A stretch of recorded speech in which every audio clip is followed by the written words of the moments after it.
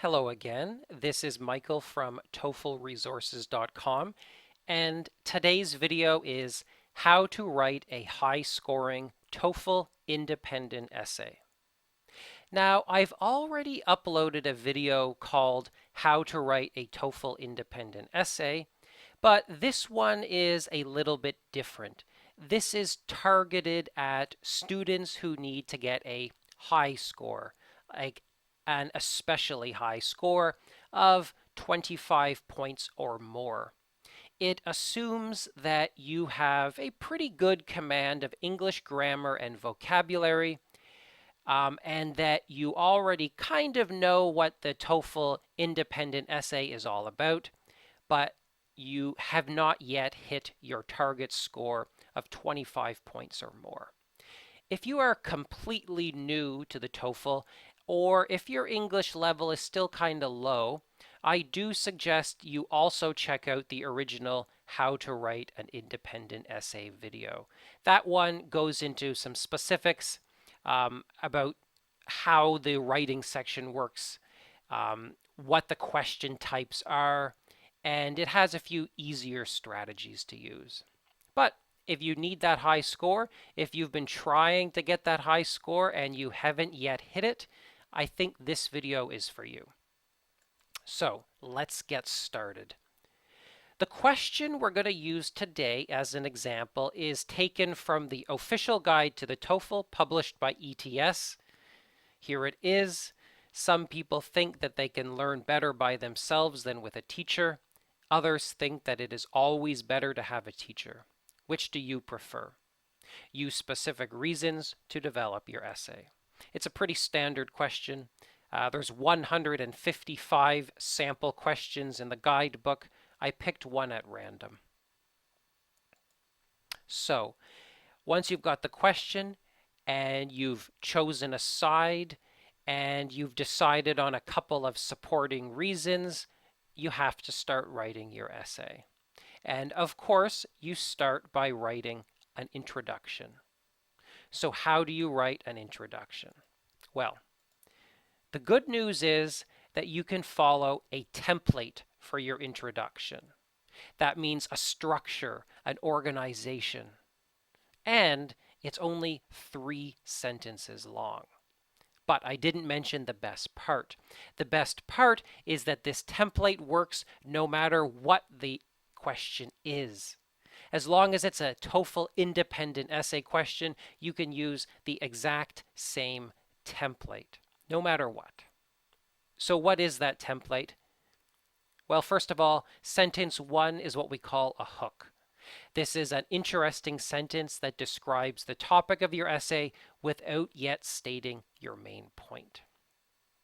I'm going to show you an example of this in a moment, by the way. The second sentence is, in fact, your main point. Begin with something like, in my opinion. And then your third sentence is what we call a transitional sentence. Something like, I feel this way for 2 reasons, which I will explore in the following essay. And here's your example. Starts with a hook. My hook is everyone has their own preferred study methods, and all of them have their own strengths and weaknesses. It introduces the topic. It does not yet state my main point, and yeah, it's kind of interesting. My second sentence is my main point. In my opinion, it is better to study with a teacher than it is to study alone. Simple, straightforward, concise. It states my main point. And then I end with the exact same transitional sentence as in the template. I feel this way for 2 main reasons, which I will explore in the following essay. 3 sentences, and my introduction is done. I want to repeat here that the template can be used no matter what the question is. I promise it'll work. Try it out on your own and you'll see.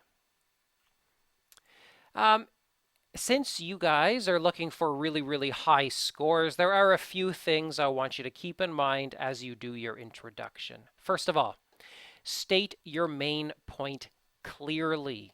Clearly, don't be ambiguous. Some students write these long, complicated, complex main point statements. I hate that. It just leads to unnecessary grammatical errors, unnecessary vocabulary mistakes, and it doesn't increase your score. You'll have a chance later to write complex sentences in your body paragraphs, but the introduction is not a place for that. You want to make it really easy for the grader to understand your main point. In the same vein, don't write an overly long hook. Write one sentence. Write two sentences if you want, but don't write more than that. If you write more than that, you're opening yourself up to grammatical errors. You're opening yourself up to making a bad first impression with the grader. Keep it concise. Don't waste time. I think that relates to these as well. Spend no more than 5 minutes on your introduction. The body paragraphs are where you're going to get most of your points. And if you waste a lot of time writing a long introduction, you're not going to have enough to develop those body paragraphs to the level which you should be. 5 minutes at the very most. Lastly, you can summarize your supporting reasons in the introduction, but this is not essential. In the past, I actually taught all of my students to include a short summary of the two supporting reasons in their introduction, and that came at the end, right after the transition, but I've recently stopped doing that. Again, I found that the students were taking too long to do that. Even the really good students were taking too long, and that was detracting from their body paragraphs. So I don't suggest that you do this. It's okay if you feel you have the time, go ahead, but it's not essential. It's not urgent. You can skip it. So that's how you do an introduction. What comes after the introduction? Well, that is your first body paragraph. So the first body paragraph, how do you do it? Well, you follow a template. Go figure. And again, it's the same template that you can use no matter what the question is. So let's take a look. The first sentence of your first body paragraph is your topic sentence. That introduces the reason you're going to discuss in the rest of the paragraph. Begin it with something like "to begin with" or "first of all," something like that. Follow that with one or two sentences that give general information about the reason. Continue with a transition like "my own experience is a good example of this." Continue with a personal example from your life or from your imagination, which is going to be 3 to 5 sentences. And then conclude with a soft conclusion that reiterates your main point. I'll explain in a moment what I mean by soft conclusion. Before I show you the example, again, I want to stress that this template works no matter what the question is. No matter what the question is, I promise. Try it out. You'll see. Here's our model. Here's our sample. It begins in black with a topic sentence. To begin with, studying with a teacher helps students to stay focused and avoid distraction, which are two things that young people often struggle with. It's a clear topic sentence, it's concise, it's to the point, and the grader now knows that the rest of my paragraph is going to discuss how studying with a teacher helps students to stay focused. I conclude with a few more sentences that provide more information about what I mean by this. Students today have a world of technological distractions right at their fingertips, including smartphones, social networking websites, and satellite television. Even when we make firm plans, it is difficult to stay focused on our studies when we can so easily consume some frivolous entertainment instead. Again, this just provides a bit more information about the topic, and it does not involve a personal example. That comes later. The next sentence in pink, my own experience, is a good example of this. It's the exact same transition. You can use this sentence too if you like. And then in orange, a personal example from my life. When I was attempting to learn English for the first time, my studies faltered because I was drawn to my telephone whenever I hit a difficult part in my exercise book. When I switched to studying with a tutor, however, my sense of manners prevented me from using a phone in her presence.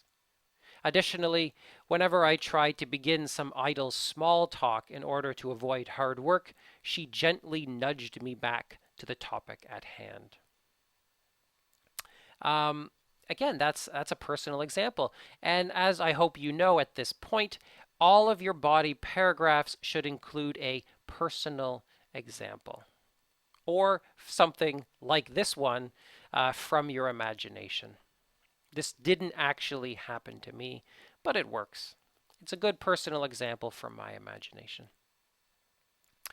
I conclude the body paragraph with a conclusion, a soft conclusion. I progressed much more quickly with her than I did while studying on my own. What I mean by a soft conclusion is one that is subtle. A hard conclusion might be something like, this example demonstrates that students learn better with teachers than by themselves. Or, this example clearly demonstrates that it is better to study with a teacher than to study alone. Those are fine, and that is exactly what I teach my low-level students. But again, since you guys are trying to get high scores, I want you to be a little more subtle. A little more subtle. Don't say, this example demonstrates that students learn much more quickly with teachers than on their own. No, no, no. I progressed much more quickly with her than I did while studying on my own. It says the same thing, but it's a bit more subtle. I think the key thing for writing a soft conclusion is to kind of keep it within the example, if possible. It's a summary of the example, but it is still within the example. So, that is your first body paragraph. What should you keep in mind as you're writing that? First of all, and most important, include a controlling idea within your topic sentence. Now, you're probably asking, what the heck is a controlling idea? Let's go back and take a look. My topic sentence. To begin with, studying with a teacher helps students to stay focused and avoid distraction. And then, it's my controlling idea, which are two things that young people often struggle with. That's it, which are two things that young people often struggle with. So what exactly is the function of this? Well, some students, some lower level students will write this as a topic sentence. To begin with, studying with a teacher helps students to stay focused and avoid distraction, period. Period. End of topic sentence. But then the grader, he might say, well, so what? Why is that important? Why is that meaningful? Well, we answer him with a controlling idea, which are two things that young people often struggle with. And when he sees that, he'll say, oh yeah, that is important. It is important for students to study with a teacher because it keeps them focused. It is important because, yeah, right, young people often struggle with it. So just imagine that your controlling idea is meant to answer that so what question that the grader might have when he reads your topic sentence. It's good practice for that controlling idea to come after a comma. So, what else do we keep in mind? Second of all, be prepared to link your example to your second reason in some way. I'll talk about that more in a minute, but basically be prepared to have a connection between the body paragraphs, and the connection will be the example. There'll be some sort of similarity or comparison or connection between the examples you're using in each of the body paragraphs. Next, as I said, be subtle when concluding your example. Don't say this example demonstrates that. I've already talked about this. I don't need to say anymore. Finally, you're going to want to spend about 9 minutes writing each of the body paragraphs for a total of about 18 minutes. The body paragraph is the most important part of your essay, so you should be spending most of your time on those body paragraphs. So, we're going to do our second body paragraph next. You might be wondering, can I use a template for my second body paragraph? The answer is yes. Yes, you can. And it's very, very similar to the template you're going to use for the first body paragraph. Start with a topic sentence. It should begin with something like secondly, furthermore, moreover, something like that. Continue with one or two sentences that give more information about the reasoning. Continue with a personal example that proves the point.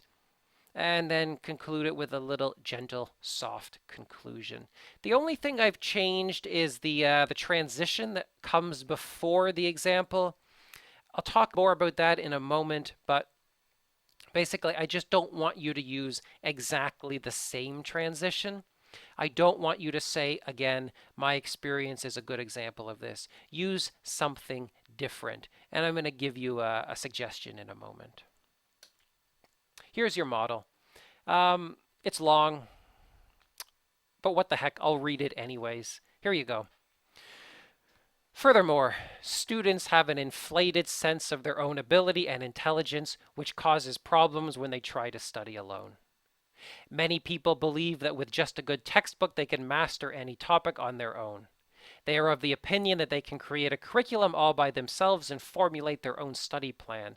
However, this is something that only trained experts are actually very good at. As I said above, I began studying English all by myself. I drew up complicated lesson plans and schedules that I believed would predict my progress. Sadly, my plans were poorly made and I did not progress as quickly as I anticipated. When I started studying with a tutor, she immediately assessed my needs and ability level, which was lower than I thought it was, and created a more realistic timeline for my studies. As a result, I have been able to make realistic progress without feeling discouraged. Okay, so as you can see, it's very, very similar to the first body paragraph. The only difference is that I used this as a transition, as I said above. That's nice. I like that. Let's talk about that more. Things to remember in your second body paragraph. Don't forget that controlling idea. Here it is, comma, which causes problems when they try to study alone. Right? So my topic sentence is, students have an inflated sense of their own ability and intelligence. So what? Who cares? Why is that important? Well, it causes problems when they try to study alone. There you are. Draw at least a slight connection between your first and second example. My first example, as you remember, was all about being distracted when I started studying English. This example is about how I made bad lesson plans and schedules when I began studying English. So the connection is that both of my examples are related to when I began studying English. I find that essays which have that kind of link between the body paragraphs are a bit more complex, a bit more sophisticated, and I think they result in higher scores. When I'm teaching lower level students, I don't ask them to do that because it can be very, very difficult to come up with interconnected examples. But again, since you guys are trying to get those really high scores, that's what you have to do. Try it. See how it works. Here's the third point to keep in mind. Use a transition like as I said above. I've mentioned that a few times. I think it works well. Finally, again, don't forget to conclude your example with a gentle summary. I said, as a result, I have been able to make realistic progress without feeling discouraged. This is a bit more subtle than this example demonstrates how students are able to make realistic progress with the help of a teacher. It's slightly different. It's better. It's more subtle. It's more sophisticated. It sounds more like you're a native English speaker if you have a subtle conclusion. It can be difficult, but try it as you write your practice essays. And that's the end of our body paragraphs. Just 2 of them. Don't write 3, don't write 4, write 2. I have a lot of students who write 3 body paragraphs, but they turn out to be short and underdeveloped. You don't have time to write 3 good body paragraphs. You only have time to write 2 good body paragraphs. I've said time and time again that 2 long body paragraphs are better than 3 short body paragraphs. Stick with 2. I promise that's the best way to do an independent essay. So once we finish those 2 body paragraphs, we have to write a conclusion. How do we do it? Simple. There's a template. Go figure, there's always a template, and I don't think I need to say it, but I will. The template works no matter what the question is. It always works. So let's check it out. Begin with something like in conclusion, and then restate your main point. Continue with something like this is because reason 1 and reason 2. And here you go. Here's your model.